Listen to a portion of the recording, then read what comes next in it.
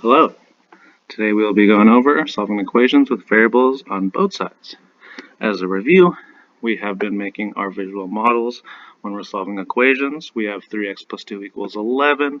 We want to find how much one of those x's weigh. We intuitively will cross off two of them. We show that numerically by subtracting 2 on both sides of our equation here. We bring down that 3x, which is the same thing as this 3x over here. 11 minus 2 is 9.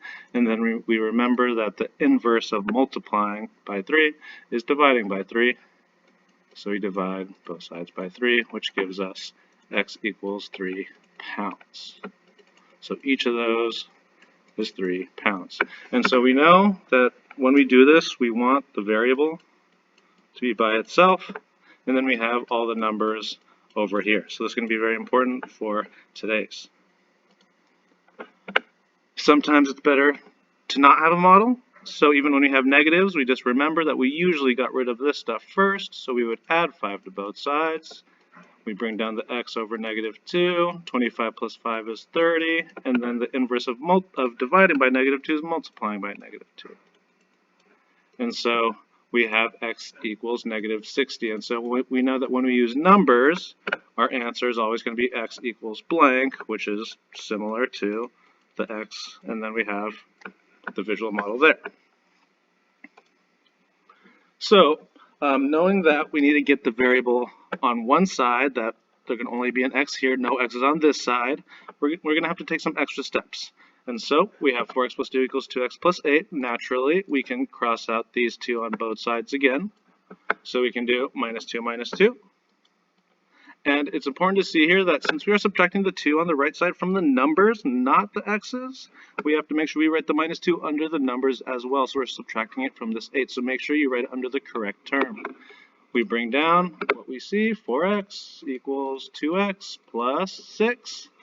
And then now is the new part. And so remember, we want all the variables on one side only. So it would make sense to get rid of these x's. So we only have numbers left on the right side. So we'll get rid of those 2 x's. Once again, we also have to get rid of these 2 x's to make it balanced. So now we have all the variables on one side, on the left side. So how do we show that? Well, we subtracted 2 x's. We'll write minus 2x. From both sides. That goes away. 4x's minus 2x's is 2x's equals 6. And then we can do the opposite of multiplying by 2, which is dividing by 2, giving us x equals 3 pounds, quote unquote. Right, so it's that one extra step of subtracting the variables on both sides that comes from the visual. So now we're going to follow the same steps without using the model. We remembered that looking at the example above, and most of our first steps are always like this.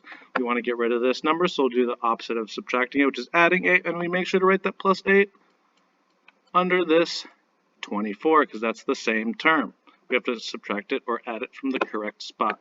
And it would be smart to change the subtract 24 to adding a negative 24, so we remember to include that negative when we add it. So we bring negative 3x equals 5x plus negative 16. And then now this is the new step. Remember, we want all the variables on one side, so we want to get rid of the x's that are on the right side.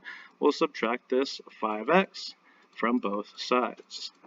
Once again, it's getting rid of the variables on this side and putting them all on the left side.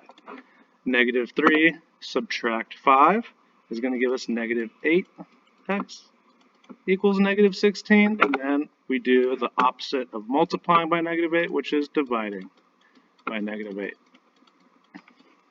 giving us x equals positive 2. Lastly, we can complete these with multiple different steps, as long as we're getting the variables on one side and the numbers on the other. We could, if we wanted, start by doing something like adding 3x to both sides. So if we do this, we make sure to write the plus 3x under the 5x term. We bring down the negative 8, because we remember to change that to a negative. So we have negative 8 equals 8x. Subtract 24. And now, since we have numbers on both sides, we already have this variable on the right side, so we're going to add 24 to both sides. So now it's just a two-step equation. This goes away. Negative 8 plus 24 is positive 16 equals positive 8x. We remember that this 8 is multiplying the x. The opposite of multiplying by 8 is dividing by 8, giving us 2 equals x once again. Thank you for listening.